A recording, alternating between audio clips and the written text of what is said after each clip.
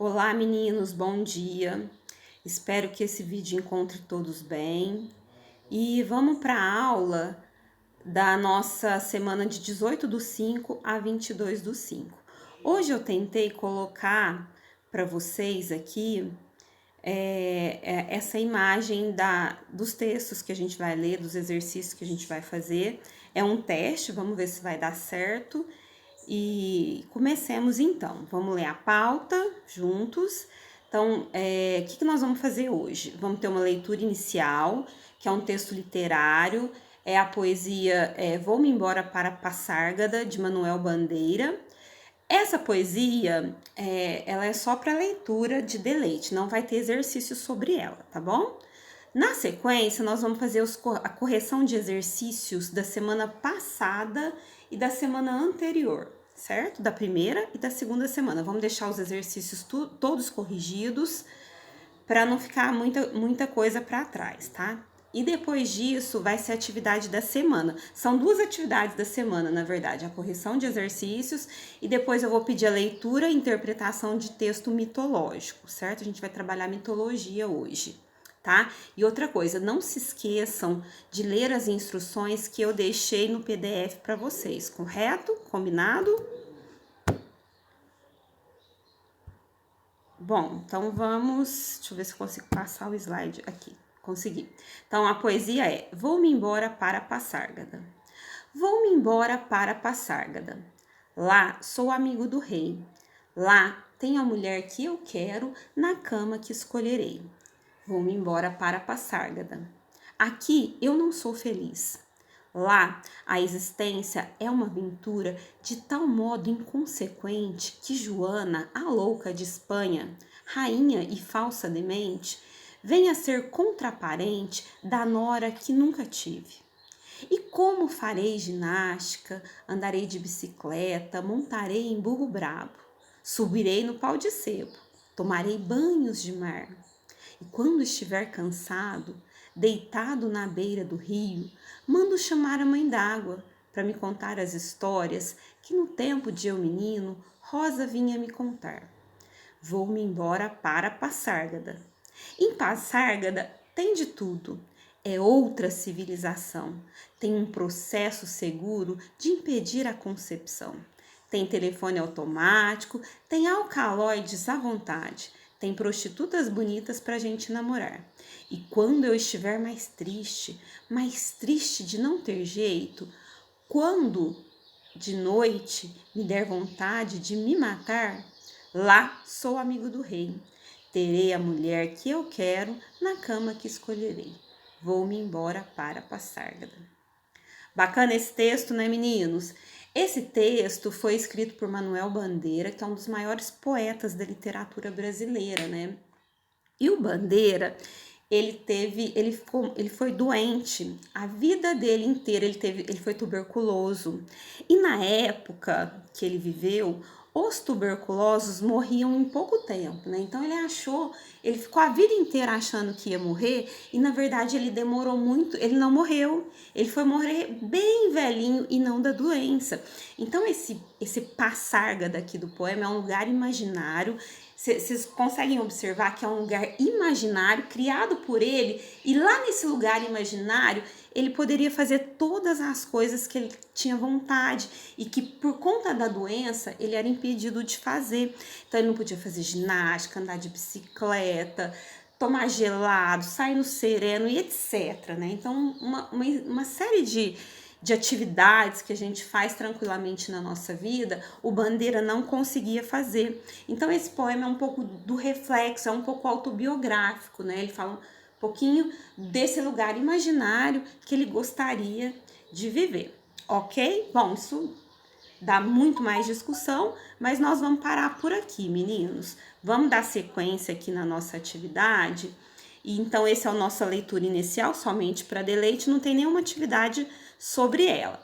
Eu vou começar agora com a correção das atividades da semana de 4/5, que é a nossa primeira semana de aula, certo? Então, a primeira pergunta é sobre a autora, né? Eu peço para vocês falarem um pouquinho sobre a autora, né? Que é a Kit O'Meara, né? Então, o que eu coloquei aí para vocês compararem aí com o que vocês escreveram, não precisa apagar e fazer de novo.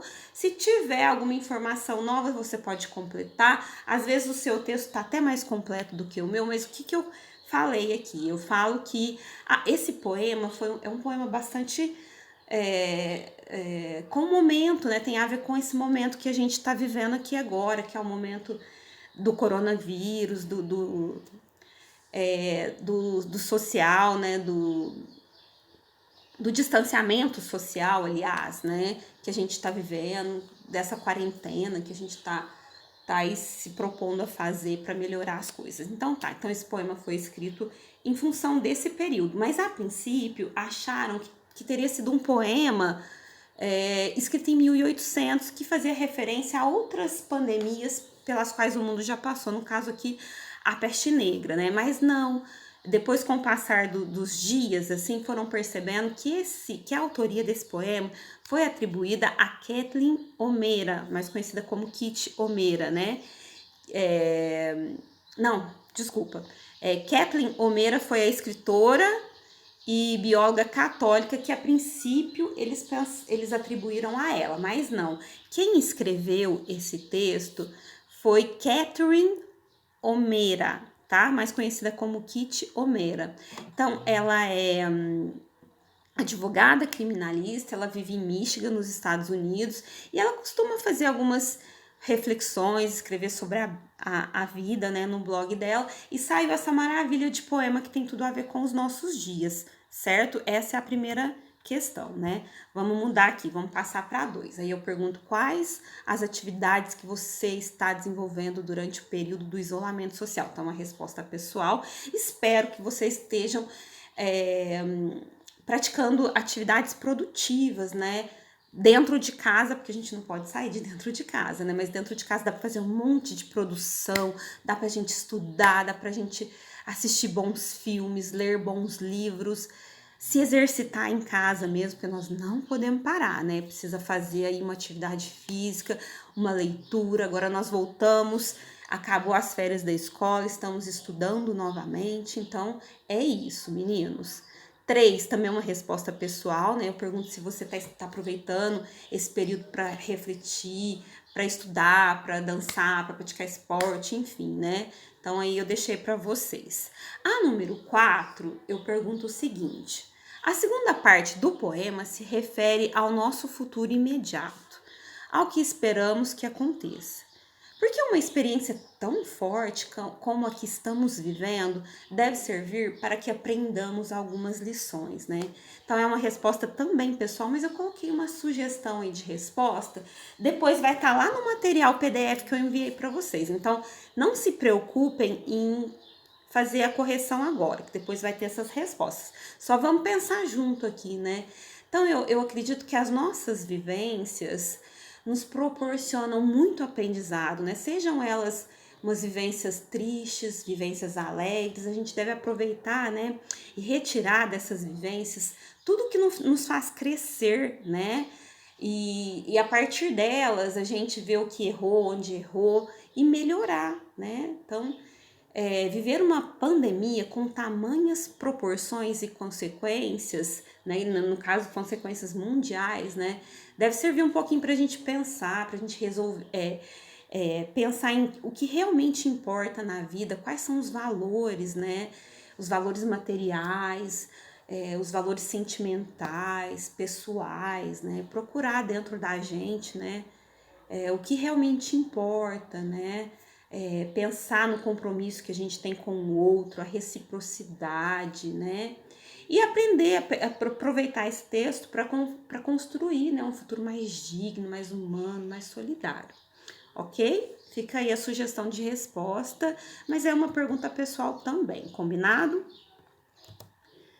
Agora a gente vai passar para número 5, né? Que eu pergunto quantas estrofes tem. São 2 estrofes e 20 6 versos, né? Estrofe é cada conjunto de versos e versos cada linha do poema, lembra disso? Então, o verso é cada linha do poema e a estrofe é o conjuntinho de versos. Combinado? 7.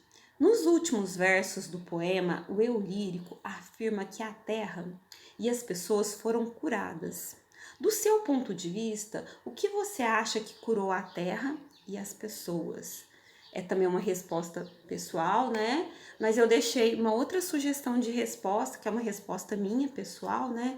Então eu acho que o que cura, né? O que curou, né, dentro do poema e o que deve curar para nós aqui na nossa vida, na nossa realidade, é a gente se reencontrar com nós mesmos, encontrarmos uma nova maneira de ver e de viver a vida, né? Aproveitar o tempo, né? Ver as atividades que realmente fazem sentido, ler um livro, ouvir uma música, descansar, fazer exercício, jogar, se aproximar mais dos nossos familiares que vivem dentro da nossa casa, que são as pessoas mais importantes da nossa vida, né? Uma das pessoas mais importantes, né? E aprender novas maneiras de ser, né? Aí eu trouxe aqui um trechinho do poema, né? E aprenderam novas maneiras de ser. E pararam e ouviram mais fundo. Alguém meditou, alguém rezava, alguém dançava, alguém conheceu sua própria sombra. Então esse poema é bem bacana, né? Pra gente pensar mesmo o que nós estamos fazendo da nossa vida, né? Refletir, né?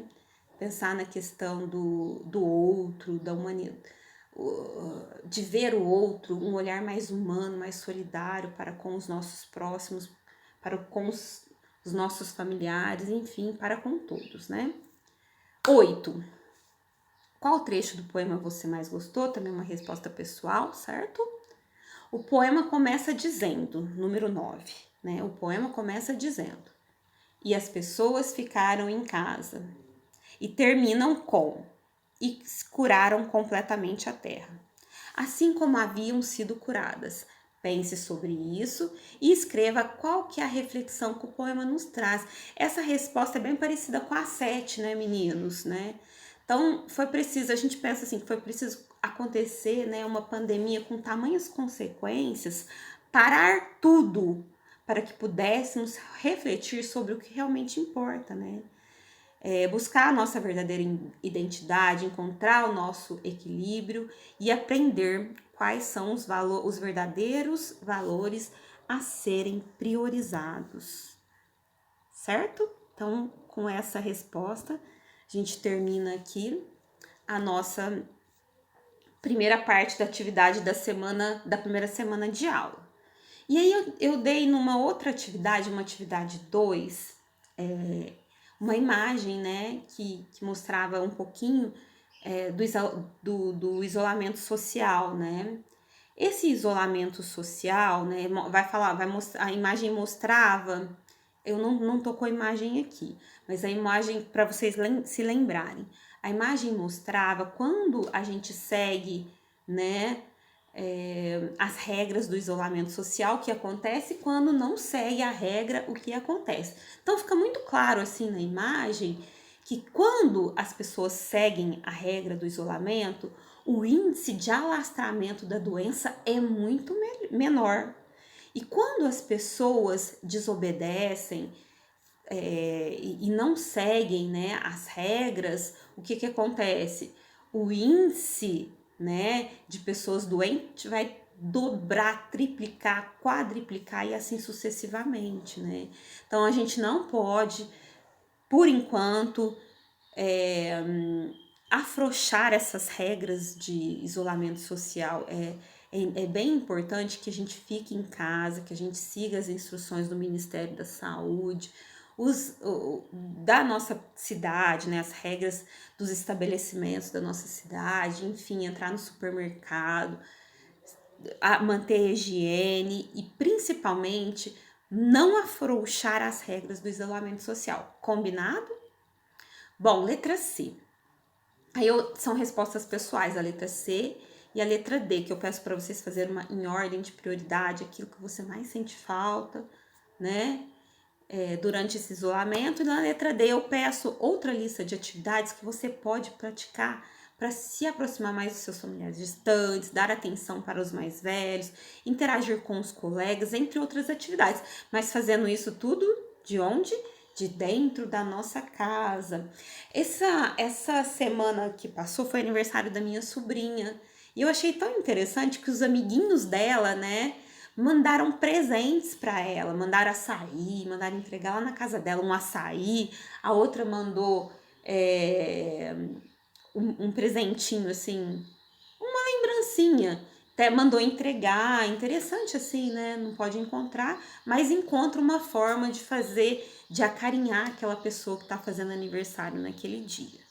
Bom, meninos, era isso que eu queria passar da nossa primeira semana de aula.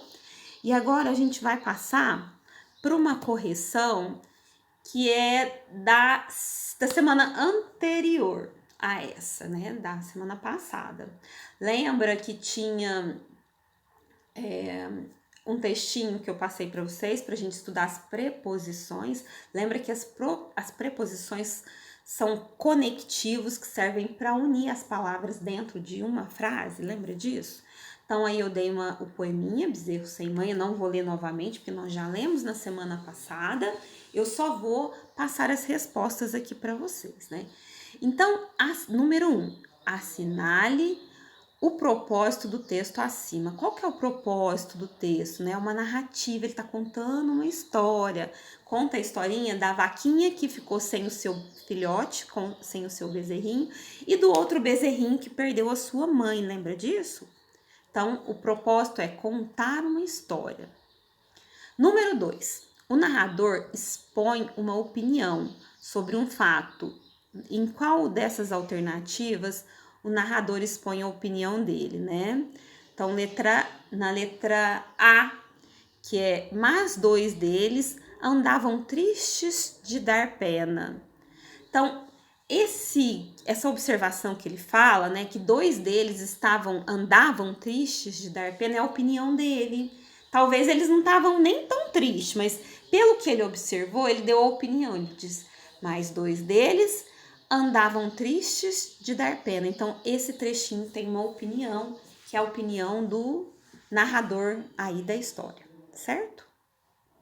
Número 3.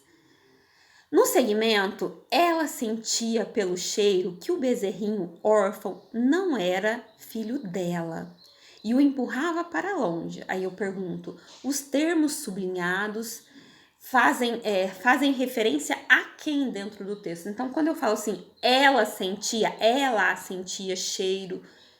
sentia pelo cheiro que o bezerrinho não era o seu filho, esse ela tá se referindo a quem? A vaca, né, gente? E o dela também, filho dela, também se refere à vaca, né? Tranquilo? Qualquer dúvida, se ficar alguma dúvida, vocês me retornam novamente que eu faço novamente a correção, certo? Me perguntam no PV, no horário que eu estiver fazendo o plantão com vocês, ok? Número 4. Observe a frase, bezerro sem mãe. Aí eu peço para você identificar qual que é o termo principal. Quando eu leio a frase bezerro sem mãe, qual que é a informação mais importante? A informação mais importante é bezerro, né, meninos? E qual que é o termo dependente? O termo dependente é mãe e a preposição que une bezerro a mãe só pode ser o sem, ok? Letra D. A relação de sentido estabelecida pela preposição sem, então bezerro sem mãe, que relação de sentido que essa preposição sem estabelece aí no texto? Estabelece uma relação de ausência, de falta, ó. Falta a mãe está ausente, certo? Número 5. No trecho, e o bezerro sem mãe gemia, morrendo de fome e abandonado. Preposição de exprime relação do que, né? A preposição de exprime relação de causa, né? E o número 6. A preposição de forma uma locução verbal em qual frase, né? Então, vamos lá. Letra C. Mas no quarto dia, a vaca, de repente, meteu o focinho no couro, né? Então, de repente, é uma expressão única que a gente chama de locução adverbial de tempo. Então, de repente, é o tempo. Então, locução adverbial de tempo. Letra C. Agora, vamos passar para frente aqui. Número 7. Foi numa fazenda de gado. A palavra numa é resultado da contração, né? Então, é resultado da contração da preposição em com o artigo uma. Então, contração é quando eu junto uma preposição com um artigo, uma preposição com pronome. Por exemplo, de mais a, eu tenho a preposição de mais o artigo a, eu tenho a contração da. A preposição de mais o artigo o, contração do. E nesse caso, numa é a preposição em mais o artigo uma, certo? Letra C também. Assinale, número 8. Assinale a passagem do texto em que a preposição sublinhada expressa a relação de finalidade. Então, letra B, sem filho para mamar. Qual que é a finalidade, né? Qual que é a finalidade dela do sem filho? Não, a finalidade é o para aqui que expressa que ele não tinha filho para mamar, né? Então, a letra B, ok? Bom, agora a gente vai passar rapidinho. Como tinha muita correção e os alunos estão reclamando que eu estou passando muitas atividades, eu resolvi sintetizar. Então, hoje a gente só vai fazer a leiturinha de um texto e tem 10 perguntinhas de interpretação para gente responder, certo? Então, mito, a gente vai ler um texto hoje.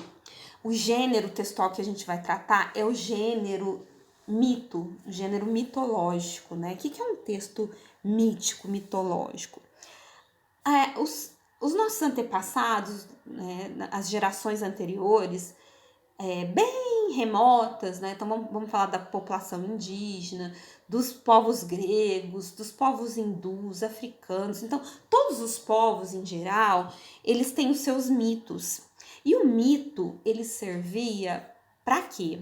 Ele servia para explicar algo que não tinha explicação, que as pessoas não tinham uma explicação científica, não sabiam explicar, né, a origem de certas coisas. Então as pessoas criavam mitos para explicar as origens, né? Então a origem do nascimento da Terra, tem vários mitos, né? Então vamos pensar assim, a origem do Rio Iguaçu, como teria nascido o Rio Iguaçu. Então as pessoas vão criando mitos para explicar certas coisas que elas não conseguem explicar, né?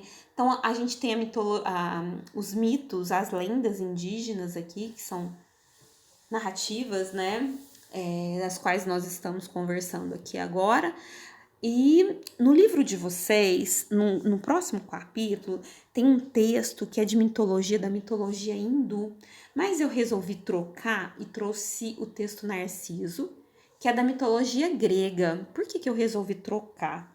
Porque o texto do livro de vocês está um pouco complexo. E como a gente não está pessoalmente para eu explicar isso, eu achei mais fácil a gente trocar, substituir um por outro.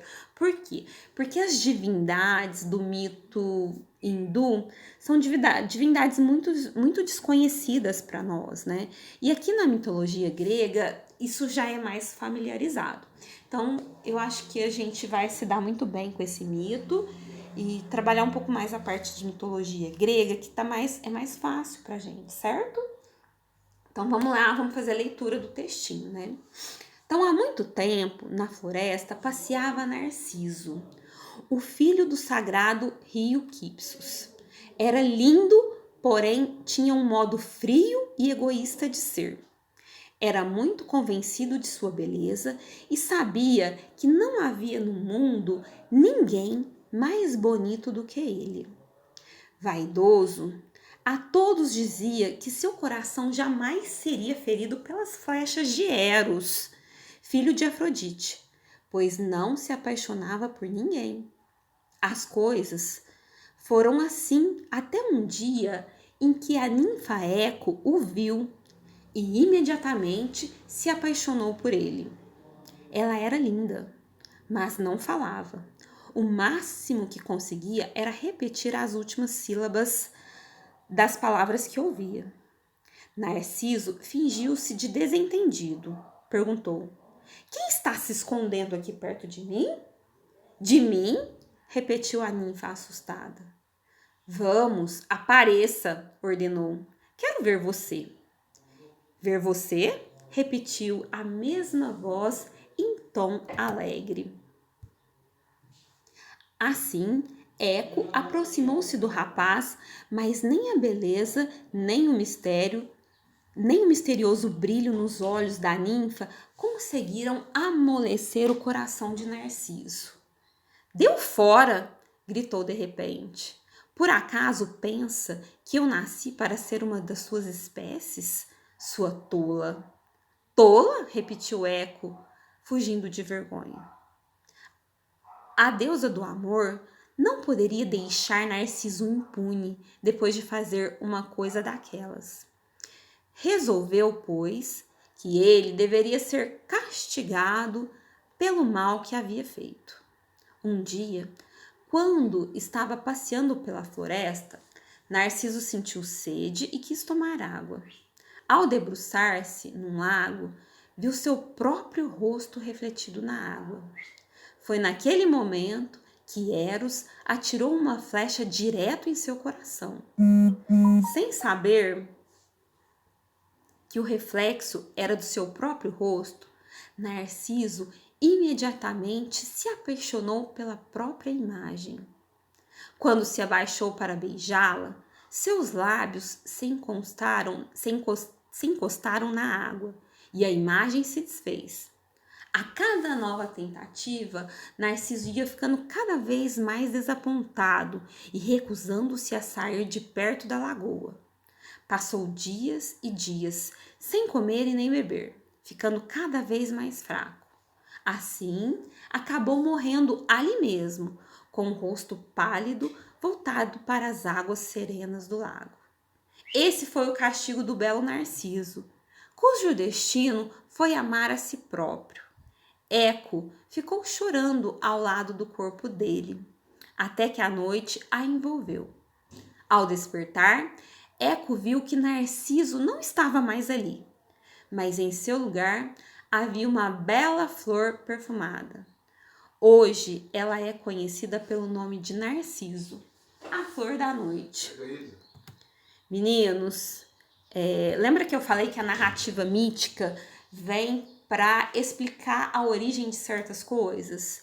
Então, no caso do nosso mito de Narciso, ela vem para explicar como nasceu, como surgiu a flor Narciso, certo?